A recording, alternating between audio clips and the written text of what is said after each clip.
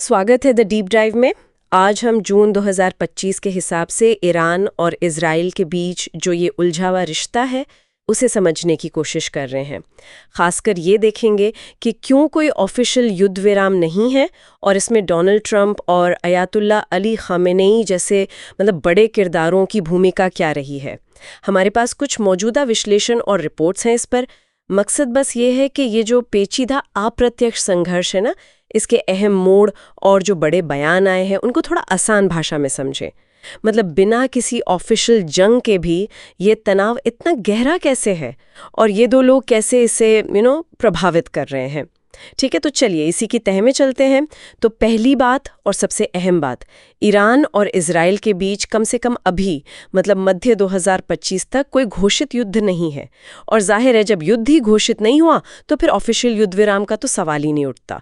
लेकिन हाँ, इसका ये बिल्कुल नहीं कि शांति है, बिल्कुल नहीं।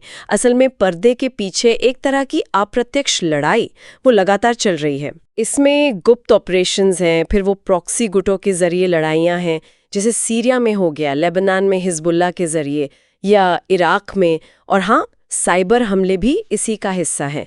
इसके उदाहरण भी देखे हमने, जैसे इजराइल वो सीरिया में ईरानी ठिकानों पर या उनके हथियारों के काफिलों पर हवाई हमले करता रहता है, और दूसरी तरफ ईरान है वो हिजबुल्लाह, हमास, इस्लामिक जिहाद जैसे गुटों को खुलकर समर्थन देता है। ये कोई आज की बात नहीं है, ये दशकों से चला आ रहा एक बहुत ही अस्थिर मामला है और इसका असर पूरे मध्य पूर्व पे पड़ता है। ये जो सीधे युद्ध का ना होना है ना, ये असल में शांति नहीं है, ये बस एक अलग तरह का लगातार सुलगने वाला संघर्ष है।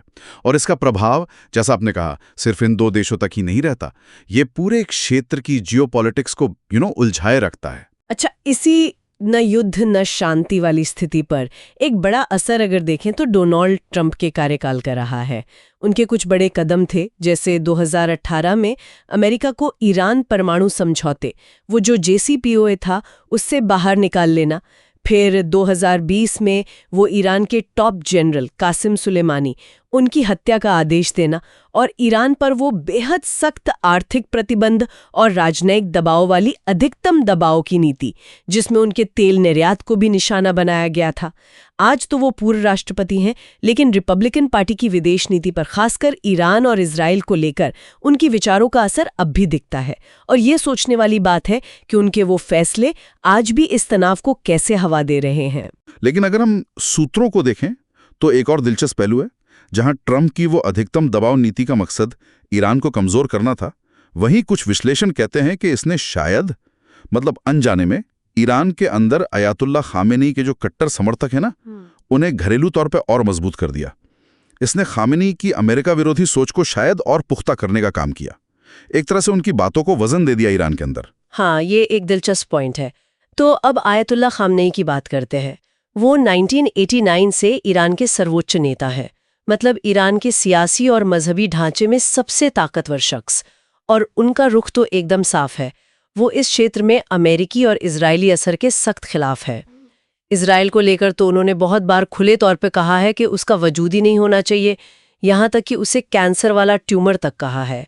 और उन्हीं के नेतृत्व में ईरान, जो इजराइल विरोधी गुट है, उन्हें लगातार समर्थन दे रहा है। बिल्कुल, और खामेनी का ये नजरिया सिर्फ बयानों तक ही नहीं है। सर्वोच्च नेता होने के नाते उनके विचार ही ईरान की सरकारी नीति बनते हैं, इस क्षेत्र में उनकी कार्रवाई की दशा तय करते हैं। हाल की कई घटनाओं में ईरान की जो प्रतिक्रिया रही है, वो इसी गहरी इजराइल विरोधी सोच को दिखाती है। तो यहाँ सवाल ये खड़ा होता है कि जब एक पक्ष दूसरे के वजूद को ही नकारता हो, तो फिर तनाव कम करने या भविष्य में किसी भी तरह की बातचीत की गुंजाइश कैसे बनेगी? बहुत मुश्किल लगता है। तो अगर हम सारी बातों को समेटें तो कुल मिलाकर तस्वीर क्या दिख रही है? ईरान खामेनेई के नेतृत्व में अमेरिका और इजराइल का कट्टर विरोधी है और प्रॉक्सी गुटों का इस्तेमाल कर रहा है। हाँ। इजराइल है जो सीधे हमलों और ऑपरेशन से ईरान का मुकाबला करने की कोशिश कर रहा है। बिल्कुल। और ट्रंप की जो पिछली नीतियां थीं, वो अधिकतम दबाव वाली, वो इस आग को और भड़काने वाली रहीं। संक्षेप में यही है, कोई ऑफिशियल युद्ध विराम भले ना हो, पर जमीन पर एक खतरनाक खेल लगातार जारी है, एक तरह का छुपा हुआ युद्ध। तो जो मुख्य बातें निकल कर आ रही हैं वो ये है, ईरान इजराइल के बीच न तो कोई औपचारिक युद्ध है, न ही शांति। एक अप्रत्यक्ष लड़ाई लगातार चल रही है, प्रॉक्सी के जरिए, हमलों के जरिए। ट्रंप की नीतियों ने तनाव को एक नए लेवल पे पहुंचाया था, जिसके असर आज भी महसूस हो रहे हैं। और अयातुल्लाह खामेनेई वो अपनी कट्टर इजराइल विरोधी नीति पर कायम है और ईरान के हर कदम में वही सोच झलकती है। इसका सीधा मतलब यही है कि सतह के नीचे तनाव लगातार उबल रहा है।